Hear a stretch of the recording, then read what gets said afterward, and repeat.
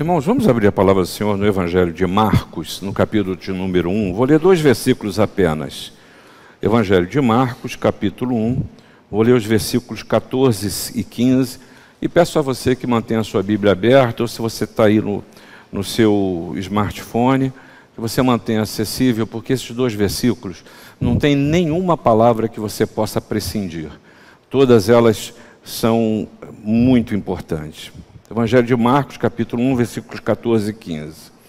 Depois de João ter sido preso, foi Jesus para a Galiléia, pregando o Evangelho de Deus, dizendo: o tempo está cumprido, e o reino de Deus está próximo. Arrependei-vos e crede no Evangelho. E é engraçado a gente ouvir e ler este versículo num tempo em que a má notícia, ela é a expressão que a gente se habitua a receber e a viver. Nós recebemos más notícias a toda hora. E acho muito curioso, e eu às vezes brincando digo o seguinte: é curioso, ninguém me liga para dizer o seguinte: reverendo, eu estou telefonando para resolver um problema seu. Ninguém me liga para isso, né? Todo mundo me liga para trazer uma notícia ruim, ou para me trazer um problema, ou para querer que eu resolva um problema de alguém. Eu tenho certeza que na sua vida é a mesma coisa. A quantidade de más notícias que nós recebemos, ela é impressionante.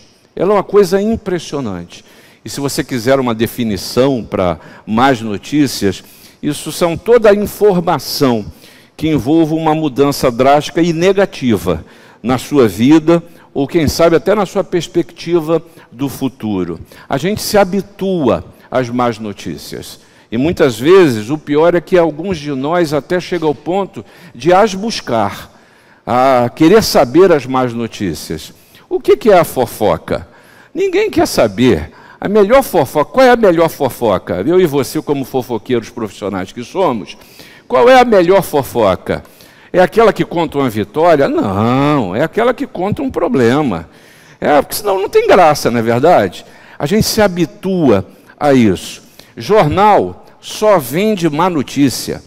Talvez lá no fim de uma página tenha numa nota de rodapé uma notícia boa que aconteceu.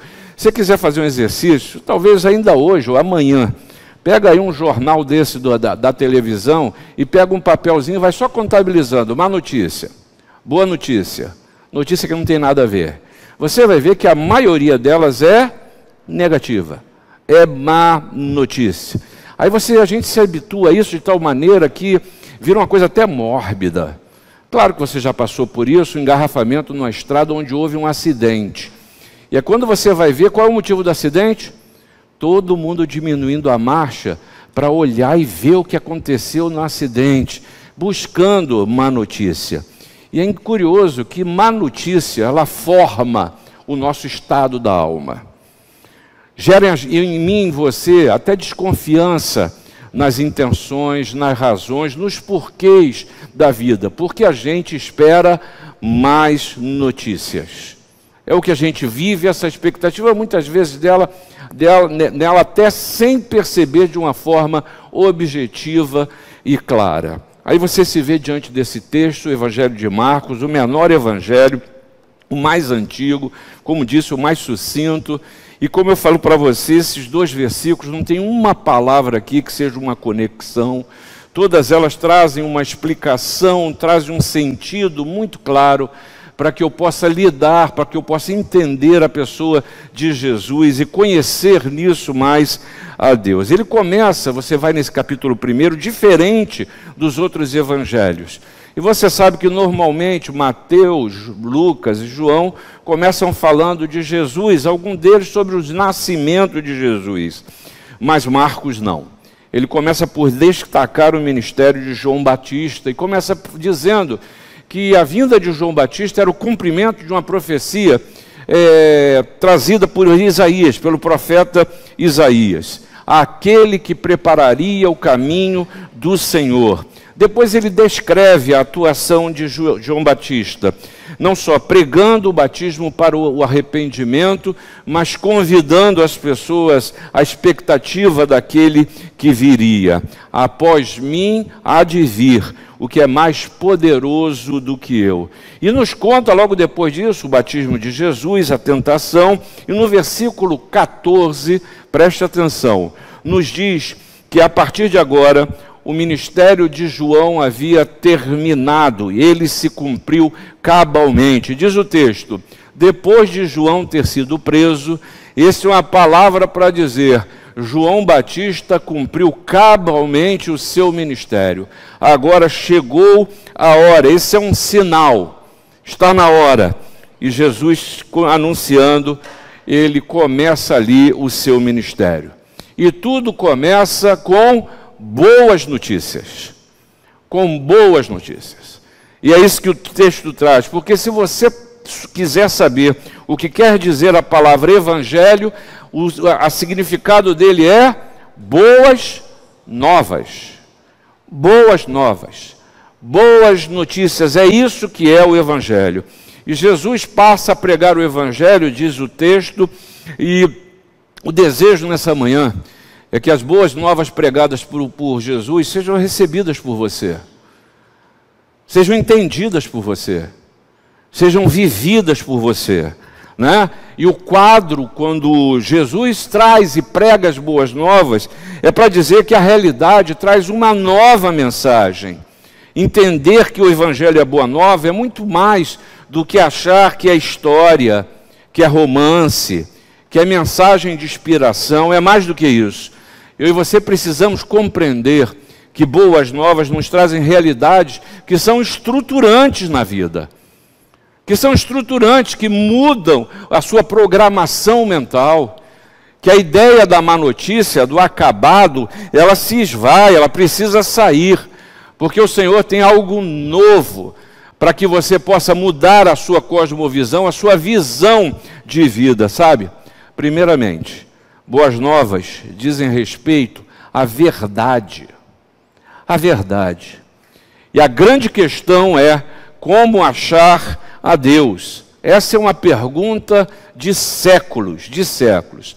Até a vinda de Jesus, os homens só podiam adivinhar ou procurar provas da verdade com respeito a Deus. Se procurava entender o que era Deus, quem era Deus, como ele agia. E é preciso que você entenda e se lembre que o próprio Jó, lembra de Jó? Naquela experiência dele toda, que a gente sempre vê Jó como uma pessoa, um homem segundo o coração de Deus, um homem justo, em que conhecia Deus só de ouvir, até que o final daquele belo livro diz que os seus olhos passaram a vê-lo, Mas olha o que Jó diz no capítulo 23, dos versículos 3 a 5. Questionando sobre onde achar a Deus. Olha o que ele diz. Ah, se eu soubesse onde o poderia achar, então me chegaria ao seu tribunal, exporia ante ele a minha causa, encheria a minha boca de argumentos, saberia as palavras que ele me respondesse e entenderia o que me dissesse. Jó 23, os versículos de 3 a 5, nos dizem isso. Ah, se eu soubesse onde eu poderia achar a Deus. Talvez, em alguns momentos da minha vida, da sua vida, ainda que a gente conheça a palavra de Deus, conheça até o próprio Senhor Jesus Cristo, a gente fique se perguntando, onde eu posso achar a Deus? Mas o Senhor Jesus aqui está nos mostrando que agora chegou a hora de saber e de conhecer a verdade. Diz o versículo 15 que o tempo está cumprido. E sabe que tempo é esse? É o momento certo para acontecer. É o Kairos. Chegou a hora de que você saiba que com a vinda de Jesus, os homens podem ver com clareza quem é, como é e como age a Deus. Isso se vê na pessoa de Jesus. Já não é preciso adivinhar, já não é preciso procurar provas. O Jesus é o Emanuel, é o Deus conosco. É aquele que veio ao seu encontro, que vem ao seu encontro. É aquele que está presente. É aquele que é ontem, hoje o será para sempre. Eis que estou convosco todos os dias da sua vida. A resposta foi dada. Ele é presente. Boas novas dizem respeito à verdade, mas boas novas também dizem respeito à esperança.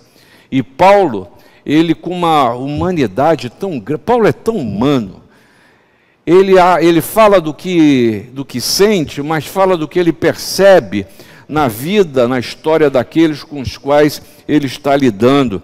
E ele percebe a fundamental importância que, se é que permaneceis na fé, alicerçados e firmes, não vos deixando afastar da esperança do Evangelho que ouvistes e que foi pregado a toda criatura debaixo do céu, e do qual eu, Paulo, me tornei ministro, a conhecer a verdade da presença do Senhor Jesus, precisa nos trazer também a boa nova, a linda nova, de manter a esperança.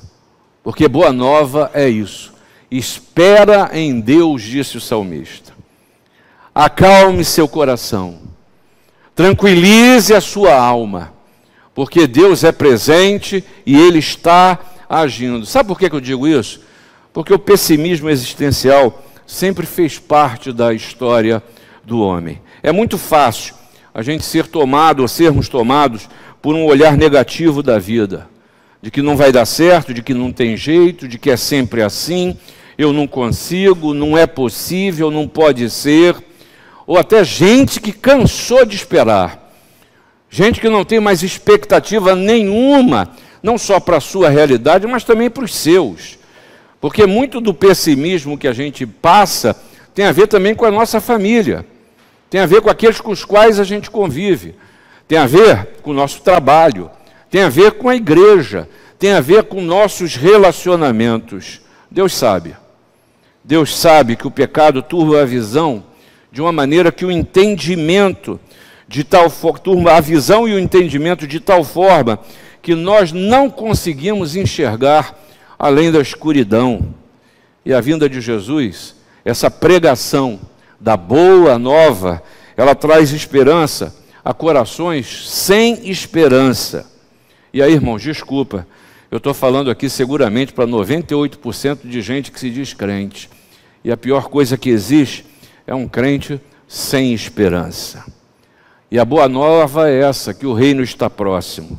Deus é o rei, eu e você somos seus súditos, Ele está no controle, a história ainda não terminou. Você conhece em parte, você não conhece o todo. Até na sua descrença, na sua falta de fé, quem sabe por não ver a concretude da presença de Deus, é porque você ainda não recebeu esta boa nova de que Ele é presente. É porque ainda você não se permitiu mudar os seus óculos da existência e passar a ter um olhar de esperança, de que é possível, porque para Deus não haverá impossíveis em todas as suas promessas. Mas há um terceiro sentido também de boas novas que eu e você precisamos resgatar. É verdade? É. É esperança? É. Mas boas novas também dizem respeito à paz. Curioso pensar que o pior castigo de ser humano é ter uma personalidade dividida. É viver a esquizofrenia da existência. Dentro de nós, diz Barclay, convive um anjo e uma besta. Duro isso, hein? Dentro de nós. E o nosso maior problema é que nós somos acossados pelo pecado e pela bondade. E por isso, Paulo resgatou com muita clareza, porque não faço o bem que prefiro, mas o mal que não quero, este faço. E a vinda de Jesus, a pregação da Boa Nova, integra em uma única personalidade esse seu ser dividido. E isso produz paz. Paz. Calçai, disse Paulo aos Efésios, os pés com a preparação do evangelho da paz, das boas novas de paz. Paz na vida, paz na consciência, paz na condução da história. Ontem eu estava assistindo um filme, e esse filme era de um cara de guerra, outsider, e era interessante que lidando com bombas ao seu redor, e o cara sentado na maior paz, na maior tranquilidade. E eu olhei e falei assim, apesar das bombas, isso não o está abalando. Que coisa! Porque não podem ser as circunstâncias da vida que determinam e que possam determinar a condução da sua história. Porque se fosse assim, eu e você seríamos os piores dos mortais. Porque as más notícias, elas estão aí presentes o tempo inteiro. As más notícias, elas permanecerão. As bombas continuarão a estourar, mas a presença de Jesus, ela traz paz. Nosso Deus é Deus de paz. Nós somos tentados muitas vezes a pensar mais em um Deus de ameaças do que num Deus de promessas. A gente precisa parar para pensar um pouco nisso, num tempo em que só se fala de um Deus que é guerreiro, num Deus dos exércitos, no Senhor da guerra, num Deus que mata, de uma ideologia que sequestrou o Evangelho, a palavra de Deus, para encontrar nela justificativas não só para a guerra, mas para matar, para destruir e até para se tornar reduto de traficantes de droga. E existe hoje, em diversas localidades, talvez você tenha ouvido falar, tem um livro muito interessante chamado A Fé e o Fuzil, que nos fala sobre isso. Lugares traficantes, que é conhecido inclusive como, por exemplo, o Complexo de Israel. Em que se chega ali, o que se faz? Ah, não, vamos expulsar e vamos matar os candomblecistas, vamos tirar daqui os adoradores do diabo. Tudo isso no suposto nome de Deus. Nosso Deus não é Deus de guerra, é Deus de paz. É um Deus revelado em Jesus que diz, a minha paz vos dou, não como o mundo a dá. A paz do mundo, quando muito, pode ser chamado paz de rio. Você sabe o que é paz de rio? Eu já te contei essa história. Eu estava com Milad na Amazônia. Aí nós fomos visitar aquelas comunidades ribeirinhas. Parávamos para lá, pregávamos o evangelho, fazíamos ação social e voltávamos. E eu tinha um grande sonho, que era ir até como é que chama aquele negócio? O Encontro das Águas. E fui com um barqueiro, o pessoal foi, um calor infernal. Aquele rio lisinho, mas lisinho mesmo, né? Eu olhei e falei, eu posso pular aqui? Posso nadar aqui? O barqueiro falou, pode. Eu tibum dentro da água. Não deu 10 minutos, aparece uma embarcação da guarda costeira, falando as piores palavras, não vou repetir aqui para vocês, né? As palavras diferentes, assim, né? Me xingou de tudo, você pode. Me mandou subir imediatamente.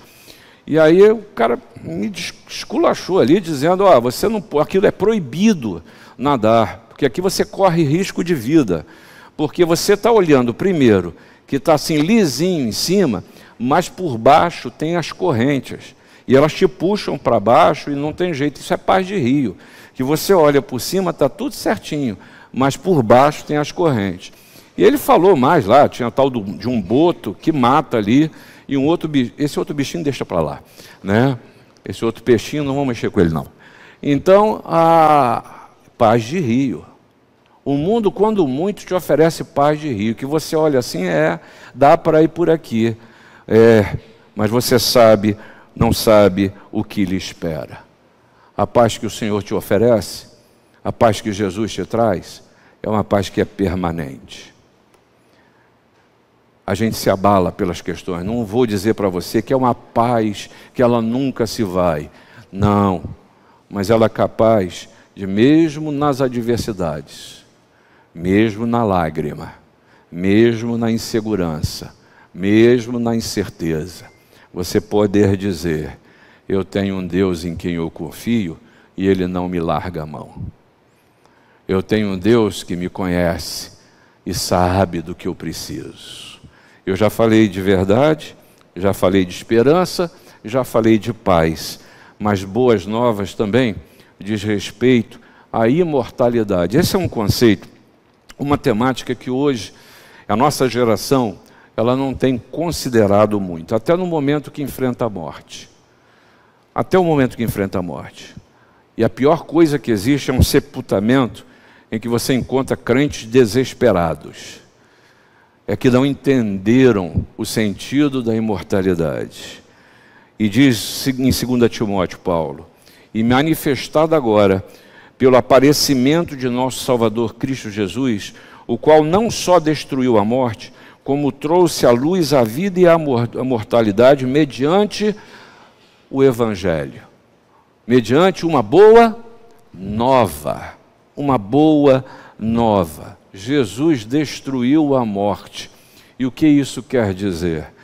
Que a minha cosmovisão e a sua não pode ser nesta semana da sua história. Não pode ser nas suas lágrimas do dia de hoje. Não pode ser nesse mês. Não pode ser sequer nesse ano. Não pode ser na altura da vida em que você esteja. A sua cosmovisão precisa ser além da morte, na eternidade. Saber que não há nada desse mundo que possa lhe destruir, porque você pertence a Deus, e isso não é teologia da prosperidade. Isso é o Deus que cria e sustenta. Isso é o Deus que preserva. Jesus veio com a boa nova de que estamos no caminho para a vida, não é caminho para a morte. E aí eu fico vendo isso e pensando, Senhor, quantas vezes eu aposto em morte? Quantas vezes eu aposto em destruição? Quantas vezes eu estou apostando em coisas que não terão o mínimo sentido na eternidade? Que não terão sentido, quem sabe, na semana que vem ou daqui a um mês. Ah, quantas convicção de Facebook, sabe como é que é isso? Convicção de Facebook. Todo mundo tem certeza de tudo, dá opinião sobre tudo, até viu o próximo tema. E tem pessoa que não percebe que numa postagem anterior falou que era assim e na outra já está dizendo que é não. Porque a gente torna definitivo coisas que são temporárias, coisas que passam. A gente se esvai em lágrimas, e lágrimas perdidas, algumas delas têm até sentido, mas lágrimas que estão sendo sofridas por coisas que não vão edificar, que não vão trazer crescimento, e o que é pior, não tem nenhum significado para a sua vida, para a eternidade. Paulo precisou lembrar disso aos Tessalonicenses, ao dizer o seguinte: não queremos, porém, irmãos, que sejais ignorantes com respeito aos que dormem, linguagem figurativa para falar sobre os mortos, para não vos entristecerdes como os demais, que não têm esperança.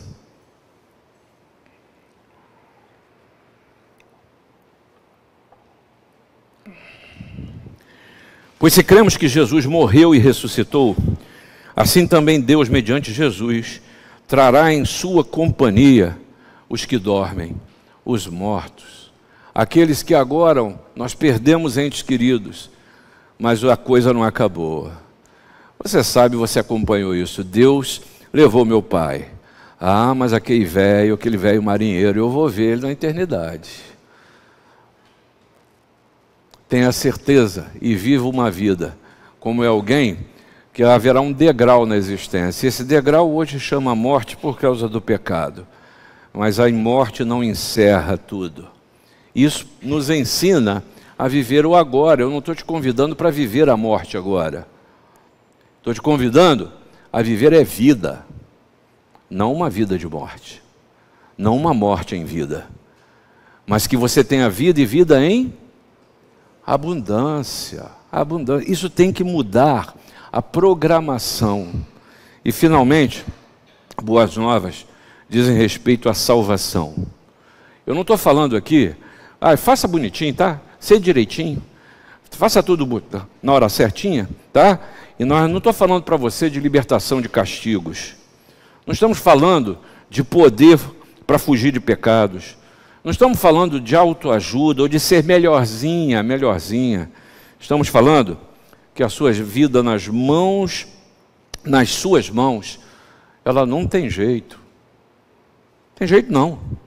Estamos falando que você é um pecador, que desagrada a Deus, que só pensa em destruição. Veja o que o livro de Gênesis nos diz sobre nós mesmos. Viu o Senhor que a maldade do homem se havia multiplicado na terra e que era continuamente mal todo o desígnio de seu coração. Desculpa, não sei, mas eu me fazendo uma autocrítica, eu me vejo nesse versículo. Se a gente não tomar cuidado, o desígnio do coração, ele é mal. A boa nova é que Jesus nos libertou desse mal e nos deu poder para viver vitoriosamente a vida e derrotar o pecado. Ah, eu não tenho força, conversa fiada, entrega o teu caminho ao Senhor, confia nele e o mais ele fará. Ah, eu não consigo. Vinde a mim todos vós que estáis cansados e sobrecarregados, e eu vos aliviarei, disse Jesus. A boa nova aqui, e o texto termina aqui no versículo 15, dizendo, chamando a você, sabe para quê? Para metanoia, para olhar para dentro, arrependa-se, creia, acredite na boa nova, acredite na verdade, acredite que há esperança, creia que há paz, que a imortalidade lhe leva a olhar para além dessa existência, mas acima de tudo, que há salvação. Esse ano é um novo tempo. Esse ano é um tempo em que Jesus lhe convida a viver intensamente essas verdades, a se apropriar do Evangelho, a viver uma nova vida consequente das boas novas que Jesus lhe trouxe. Ah, irmão, está na hora de lembrar, está na hora de aprender, mas está na hora de viver essas verdades. Ou você vai viver, ou vai ser um ano, melhor dizendo, que vai ser mais do mesmo, acreditando que só porque virou do dia 31 para o dia 1º vai ser diferente, se você é a mesma pessoa. Nós estamos estudando na escola dominical um livro que fala em suma sobre a produtividade. E ele fala uma coisa muito interessante num capítulo que vocês vão ver mais para frente. Ele diz o seguinte: a motivação, ela dá o pontapé inicial. E você pode até, ao estar ouvindo o que você está ouvindo aqui, se sentir motivado a um pontapé inicial de viver as boas novas. Mas o hábito é o que lhe faz prosperar. É a mudança de hábito. Motivação é o que essa palavra pode lhe trazer e morrer assim que esse culto acabar. Ou quem sabe, assim que eu parar de falar. A sua motivação pode ir embora, mas mudança de alma, mudança de hábito é o que produz a transformação. A reação, a boa nova, e eu termino aqui, produz mudança de hábito. E sabe como é que o nome disso na Bíblia?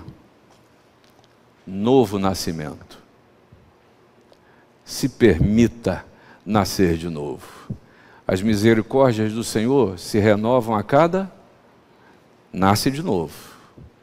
Todo dia o sol se põe, a noite vem. O choro pode durar uma noite, mas a alegria vem. Novo nascimento. Começa de novo. E esse é o convite que a palavra faz para você. Que você receba as boas novas, não de um ano novo, mas as boas novas que Jesus lhe traz. Que Deus os abençoe.